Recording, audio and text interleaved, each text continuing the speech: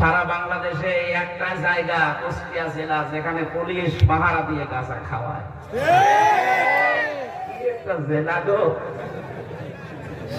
আর একটা জায়গা আছে বগুড়া মহেস্থানগড়, ওখানে গাঁজা খেলে চুরি করে খায়, আর আমাদের এখানে পুলিশ বলে খায়। এটার জন্য বিভিন্ন জেলায় জবাব দেওয়া লাগে। আর কুষ্টিয়া থেকে রংপুরে এসেছো ওয়াজ করার জন্য, আর তোমার জেলায় কি বলবো? সারা দেশ বলি আপনি যে কয়মন গাঁজা না পাবেন তার মধ্যে বেশি পাওয়া যায় আল্লাহর ওলির মাজারে। না, এটা ঠিক না। আমার মনে হয় যে মাজার ভাঙা চলছিল, এটা যে কেন ভাঙলো না, এই শিরিকের আটাটা ওই সময় তুলে দেওয়া হচ্ছে।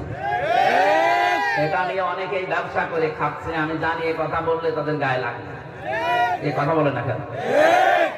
আমি আর বলতে চাই না, বিবেক যদি থাকে কাজে লাগা।